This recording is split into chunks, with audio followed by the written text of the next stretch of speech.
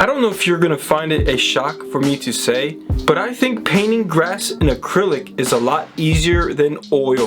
Forever, I'm still gonna consider painting with acrylic is the equivalent of playing the violin with a saw. But that does not mean it doesn't have its benefits, especially for certain applications. For example, this acrylic painting I've done not that long ago called Forgotten Church. While doing that painting, I came to a realization certain things were actually easier to do in acrylic. For example, the topic of this video, the grass. Hello and welcome. My name is Charlambos. I go by Bob, and I'm not your typical painter. And in today's video, I'm going to do a demonstration of how I painted the grass in this painting. It was not just grass that I depicted, and I liked the idea that there were lots of dead leaves. Something I've never painted before. But before I even started, I analyzed the photo and in ways thought of strategies on how to do it. And my main thinking process involved the order of layers. The grass was one of the last things I painted. If anything, after I did the underpainting, I practically finished everything else before I even start building the grass in detail. And it all had to do with the order of the layers. The sky is in the back, the trees and church are in front of it, and then it's the grass that's in the foreground. Speaking of order of layers, a similar strategy was in a way applied to the grass. For example, during the color blocking part, besides painting where the grass would be, I laid out the foundation for the ground and lots of fallen leaves and dead grass.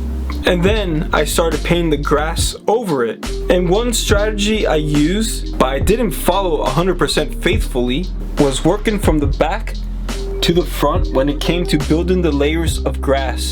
Doing that allowed me to layer the grass blades one after the other from back to front. Again, I did not follow this faithfully 100%, but it was a simple guideline that made the process a lot easier. And because acrylic dries very quickly, it made the whole layering process a lot easier and quicker to do. It was also easier to correct mistakes, which is why I came to the conclusion it's easier to do grass with acrylic paint. Anyways, enough talking. Let's get to the painting process. Before I even start painting a single blade of grass, I lay out the composition of the painting. So I do a underpainting, and I use a simple grid to aid me. The goal is to have everything in the right spot before I go into super detail. Imagine what a waste of time it would be if you started detailing something like the grass first and then found out later you didn't paint enough sky or the trees were in the wrong spot. That is why I always stress to have a really good underpainting before you even think about moving into detailing things. You could do a drawing as an alternative, but I like building my compositions with bodies of color and line work with paint.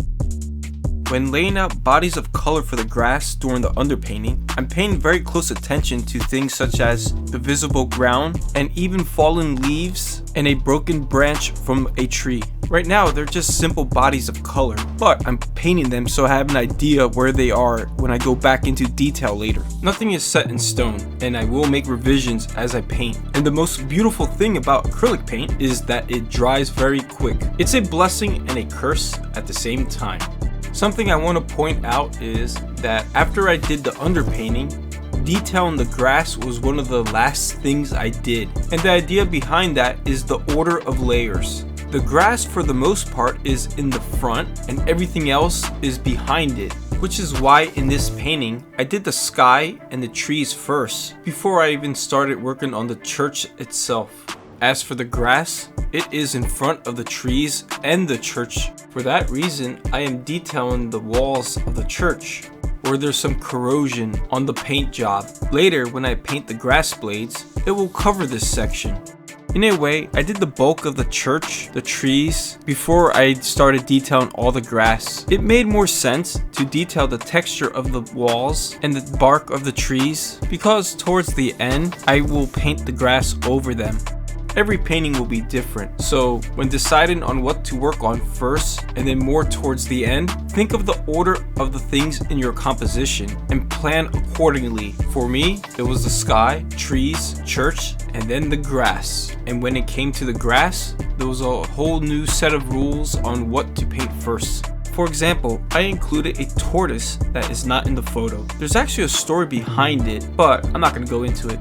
I will save it probably for a future painting that will be much bigger than 11 by 14. But the point I'm going to make is I painted it first and then the grass around it. And the goal was to camouflage the tortoise so only a viewer with a very good eye could spot it. Some notable things I paid attention to while painting the tortoise were some of the fallen leaves. Specifically one that was in front of its left paw. I also used similar colors to the grass to help with the camouflage and used some dark tones to paint the ground beneath it. I'm not going to get too much into detail on how I painted the tortoise. This is a video on how I did the grass after all, but it is necessary to point out because the tortoise is definitely something you have to paint grass around, both behind and also in front and its sides as well. Now on to the grass. After blocking out main bodies of color for the grass and the ground, I started painting some of the leaves. Nothing too detailed, just an impression of where they are going to be. Also notice that the sky in the back bleeds into the grass. This was intentional because I am trying to push the grass back into the distance, and what better way to do it than with the color of the sky. Now on to detail. I start from the back and work my way slowly to the front, painting grass blades one by one. I am not copying how they look exactly from the photo, but nitpicking certain ones that I do like. But as I'm doing this, I'm keeping in mind certain things like scale. The grass blades in the back are going to be definitely smaller than the ones in the front. And also color. There are some casted shadows from the trees as well as the church itself. Ideally, the grass that is in the sunlight will have warmer tones and be brighter, and the grass in the shadows will be darker and have cooler tones. But in the early stages, I am focusing mostly on middle tones. I'm saving the extreme darks for later, except for the darks for the ground and also the extreme brights and highlights for the very end. Again, I'm not copying the grass blade for blade, but I am trying to capture the pattern of the grass and the way the blades flow into different directions. From the start, I knew this painting was going to be interesting because of all the fallen leaves. This is actually something I've never attempted before, but it made sense for me to mimic a pattern of them on the ground before I go into painting more grass blades. From a layering point of view, it made sense to me, since the leaves for the most part lay flat on the ground while the grass sticks up. Besides the fallen leaves, I prioritized grass that was dead before I painted the live grass for the most part. Again, from a layering point of view, dead grass tends to be on the ground for the most part. There was also the broken branch I mentioned earlier, as well as probably little twigs too. But the bottom line is, I focused on detailing the ground in preparation for the grass. As I build the layers of grass, I'm not too concerned about mistakes. My goal is to build as many blades of grass as possible and work my way from the back to the front. But in some ways, I am going back into the grass in the back here and there in order to give them a more soft, blurry look to push them back further. I do this by using more watered down acrylic paint in a way to layer translucent blades over the grass that is already there. Not to get sidetracked, but something I looked into is using water to thin out acrylic paint. And to sum up what I learned, yes, you can use water to thin out acrylic paint, but this all depends on the quality of the paint itself, especially since low-end paint is watered down already. As for the grass more towards the front, I'm using thicker paint that's less diluted. This way it stands out more from the grass that I painted behind. I'm also starting to use brighter greens. I'm using cadmium yellow mixed with cerulean blue to get the bright grass. I will definitely use brighter colors later on. It's all part of the process of slowly building the grass. Keep in mind, for the grass to be bright, it has to be in sunlight. There were plenty that were not, and more in the shade. The trees and the church casted shadows, therefore the blades were cooler and also darker. For those colors, I used Viridian with a tad bit of alizarin crimson, but I also favored cobalt blue with a tad bit of cadmium yellow. I'm also applying extreme darks in particular areas. It's a mixture of Viridian with some alizarin crimson, but more alizarin crimson than normal. I use this mixture towards the back where the grass and wall meet, but I am also using it to create a pattern of leaves. Knowing full well that the grass will cover the leaves, I'm not going into detail painting them, but instead I painted the ground with a color that was similar to the fallen leaves. I believe it was white, orange, and a tad of blue. Then I used my dark tone to give the impression of leaves. I would also reapply the tan leaf color again over the darks. It wouldn't be the same exact color, sometimes a little more white or maybe a little bit more blue. Leaves are pretty random. There are some that were lifted a bit from the ground and they casted a shadow, particularly when they're in thick batches. The single leaves wouldn't be dark, instead they would be brighter and more orange since the sun would penetrate through them. I'm going to speed through this section because I'm painting the fallen branch. I did the framework of it earlier and now I'm applying highlights and the leaves. The reason I'm doing this now, it's because of the order of layers and because grass will later cover it. Anyways, back to talking about painting fallen leaves. To be clear, I was not copying the photo exactly when it came to the leaves. Instead, I was making an impression that leaves were on the ground. But that is why it's important to detail a few, so when the viewer sees a few rendered leaves, they will assume the rest of the random colors are also leaves too. Now back to painting more grass. I'm beginning to add brighter grass blades as well as highlights too. But among the grass, there's also some darker ones. It's pretty random in the photo, probably because of all the imperfections on the hill and also the casted shadows from the trees. Again, I'm not copying the photo exactly, but I'm trying to mimic the pattern of the blades of grass. I'm using cadmium lemon for the extreme bright blades mixed with a tad bit of Viridian, and as for the highlights, titanium white with cadmium lemon. But as for the darker tones of grass, it's a mixture of cerulean blue with cadmium yellow mixed with a tad bit of cadmium orange to give it a darker, warmer tone. Now back to painting leaves again. As you can see, Mr. Tortoise will join us, since in a way he's a focal point, that is if a viewer can spot him. So I'm detailing some of the leaves nearby. This will help create a sense of depth and distance, especially when there's only an impression of leaves in the back. I'm using a combination of the photo from the tortoise as well as the church to do this. As I'm painting the leaves, I know I have to make constant corrections too. I'm using my extreme dark of Viridian and alizarin crimson to, in a way, refine some of the leaves or eliminate certain ones I didn't like. Also, a leaf does not have just one color. Each one is made of different tones. This all has to do with lighting. The way the sun hits some will make them bright in certain areas, and then there's little casted shadows too from the little folds of each leaf. And the ones that are a little closer to the viewing plane are going to have more detail too, such as visible veins. So I tried to capture the variety of colors in the painting, including little ones that are more in the distant. I looked very carefully at the photo to try to mimic the colors as best as I could, and I tried to distinguish the bright and dark ones by paying attention of where the casted shadow of the church was.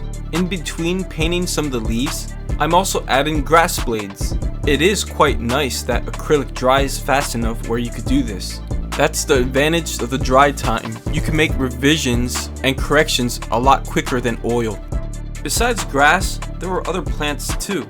Honestly, I cannot identify them, but I depicted them in the painting. I figured the variation would add to it, especially since the grass is not exactly well kept and on the wild side still. Unfortunately, this church does not have many visitors. It has been recently renovated, but only time will tell how the villagers will keep up with it. I'm just happy I took photos before the renovation. In my opinion, the wear and tear adds charm, at least for photography reasons, and painting of course. I did mention earlier that it's good to work from back to front, but that's not a rule set in stone. That's why you see me painting certain plants or grass blades in the middle, or even in the front. Besides the fallen leaves, there's also dead grass too on the ground. Some of them are even covering the leaves. The color I'm using is similar to the one that I used for the bulk of the leaves, but I am using different variations of it. The ones closer to the ground are more muted and cooler in tone, while the ones that are sticking out are on the warmer tone. Besides darks, I'm also adding some cool tones for the grass that's in the shadows. Since I'm trying to make them recede a bit, I am trying to work wet on wet as much as possible. That way those blades have a slightly blurry effect. And yes, periodically I will paint more leaves or dead grass, but the main process I'm using is working from the back to the front. It is definitely a constant building of layers, in a way from the ground up. But thanks to acrylic's drying time, I'm able to constantly build layer after layer almost immediately. Something I should mention as a tip is when painting grass, there's lots of variations of color, which is why it is very helpful to try to paint similar blades of the same color. What I do is scan the photo to see if I could spot greenery that's similar in color. This in a way saves time, so you don't have to be making new greens all the time. Just use what you got and try to apply it to as many areas where you see the same color. That's why there's times when I keep bouncing from section to section. As I continue building the grass from back to front, as well as from the ground up, I start to detail a bit things that are closer to the viewing plane, whether it's individual grass blades, twigs, dead grass, or other plants. This is to help create a sense of depth and distance with the detail. The painting is only 11 by 14, and there's only so much you could pack in terms of actual detail. Sometimes all you have to do is add another color to a existing grass blade or leaf, such as highlights on the tips, and it will make a world of a difference in terms of detail to help establish a difference between the foreground, middle ground, and background. The reverse can be said for grass blades and plant life in the distance too. The more simple they are, the more they will recede in the painting. I'm now going to speed up the rest of this video, so let me summarize how I finished the grass and the rest of the painting. Again, something I want to point out is that the ground was definitely one of the last things I worked on, but that didn't mean I didn't go back into other things. For example, Mr. Tortoise here. After feeling most of the grass was complete, I applied more greens and other colors that matched the surrounding area to better camouflage him, of course. Same can be said for the trees as well. Some had moss growing on them, particularly on the bottom. To try to make it believable that it's on a tree though, I had to repaint the bark as I applied the greens. That way it creates the illusion of a little depth between the crevices of the bark. And lastly, I also went back to the grass. I scrutinized the photo one more time, everything from the grass to the leaves, and also I applied more highlights and darks. I also tried to increase the sense of light where the sun hit. Though I worked from the back to the front for most of the grass, towards the end, it's all just touch-ups. And at one point you ask yourself, what more can I do? And if it's little tedious things, you start to realize it might not be worth the effort, and you might as well just start a new painting. If you made it to the end, thanks for watching. I truly appreciate it. Hopefully you found this video helpful when it comes to doing grass with acrylic paint, and also fallen leaves too. I still think painting with acrylic is the equivalent of playing the violin with a saw, but I suppose it has its benefits. Once again, my name is Charlambos. I go by Bob, and I'm not your typical painter. Anyways, for more of my work, check out my Instagram. Not your typical painter, of course. Until next time, bye.